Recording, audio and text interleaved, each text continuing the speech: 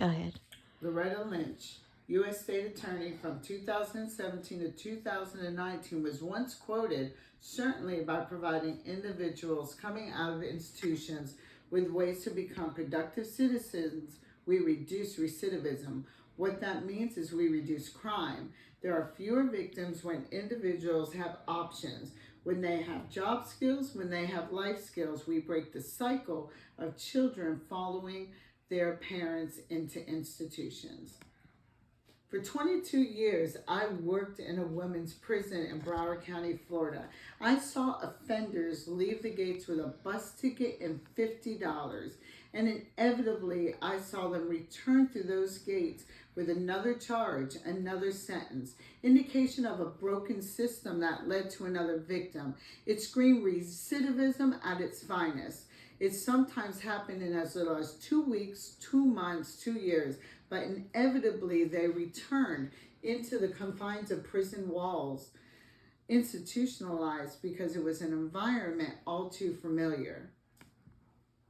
Implementing robust reentry initiatives is not only a moral imperative, but it is a strategic necessity for society, as they not only foster rehabilitation and reduce recidivism rates, but they also contribute to economic growth, social cohesion, and public safety.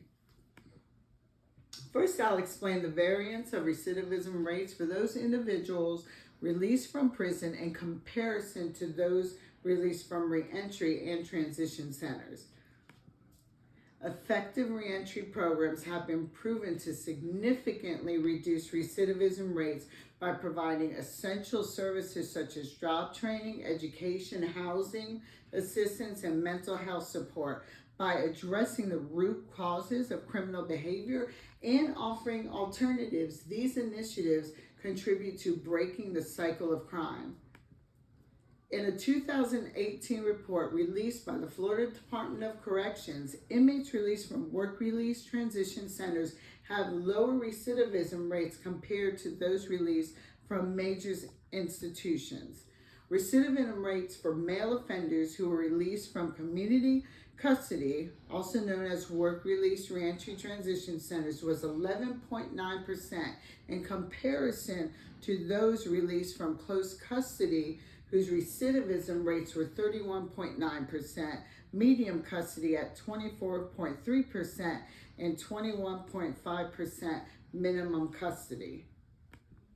Recidivism rates for female offenders who were released from community custody was 8.4% in comparison to those released from close custody, whose recidivism rates were reported at 17.5%, medium custody at 14.7%, and 11.8% respectively.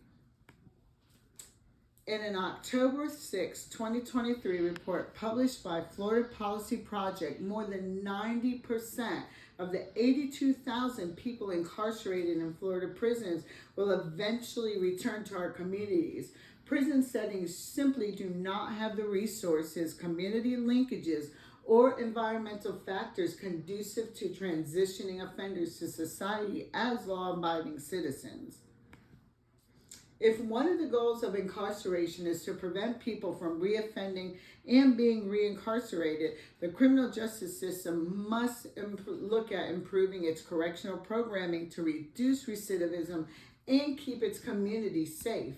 Work-release community programs have a potential recidivism rate of 13%, a stark reduction comparable to the average 30% recidivism rates reported in Florida between 2011 and to current date. Now that I've established a comparison of recidivism rates of those released from prison to those released from community reentry transition facilities, let's explore what contributes to the success of those individuals released from community-based reentry and transition programs. For offenders to transition successfully from reincarceration back to the community as law-abiding citizens, there are 6 primary components that must be met. One is financial stability and employment, providing financial stability upon release and often continued employment with employers upon release. In a 2022-2023 annual report released by nonprofit Bridges International, a reentry organization, reported they had an average hourly wage of $15.31, and offenders were released from their facilities with an average discharge check of $3,742.99. Substance use through licensed outpatient treatment and mental health criminogenic programming assists with relapse prevention and provides a continuum of care long after release. According to the Florida Prison Recidivism Report published in 2020, only 17% of incarcerated individuals in Florida who need substance use disorder treatment have access to programming. Education and vocation through GED and skill certifications provide increased opportunities for employment in jobs offering higher wages. In an article published by Corrections Today, they noted that offenders who complete a GED reoffended at a rate 20% lower than the general prison population. The fourth component is family reunification. Our centers provide parenting programs to increase effective parenting. Home furlough programs allow family bonding and reintegration into the family unit prior to being released. Family reunification initiatives also include family bonding events and programming. They also include parenting classes to increase effective parenting, and home furlough programs provide opportunity for offenders to go home weekly. What does that do? Well, it provides family bonding and reintegration prior to being released. In an article, Reentry and the Ties That Bind, published in July 30th, 2010, scholars consistently find that reentering offenders who obtain study work and maintain social ties to families are less likely to recidivate. The fifth component is housing. Housing is instrumental as it provides community release centers can provide linkages to programs in the community that provide housing opportunities that accommodate ex-felons. Programs connect individuals to affordable housing options to provide stable housing for individuals, which is a fundamental factor in successful reentry. And lastly, of course, having spiritual connectivity, which is provided in many of our reentry and transition centers around the country, is paramount in the offender readjusting back into society. Now I'm going to discuss how we provide these 6 components effectively, releasing offenders with an increased chance of success.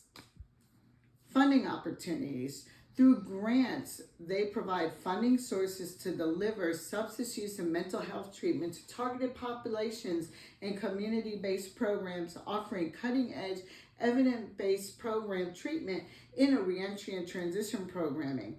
And also legislation sessions provide funding to expand reentry and transition community-based programming, increasing opportunities for incarcerated individuals to receive services and programs prior to release. Many community-based reentry and transition organizations have an extensive community partner and volunteer base that provides employment, substance use, parenting programs, and other reentry and transition programs at no cost to the inmates.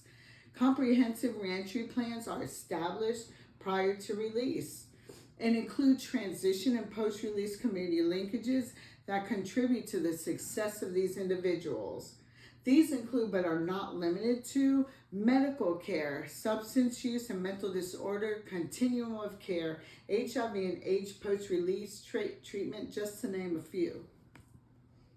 There is a clear need for reentry and transition programs that provide evidence-based treatment and reentry initiatives, which is paramount in the successful reintegration from incarceration to society as law-abiding productive citizens. How can you make a difference? This call to action is going to require each of you to vote for representatives in your district that back legislation and supports reentry and transition programs such as the First Step Act. These bills are instrumental in providing programs to change lives and further prevent victims by those who recidivate. In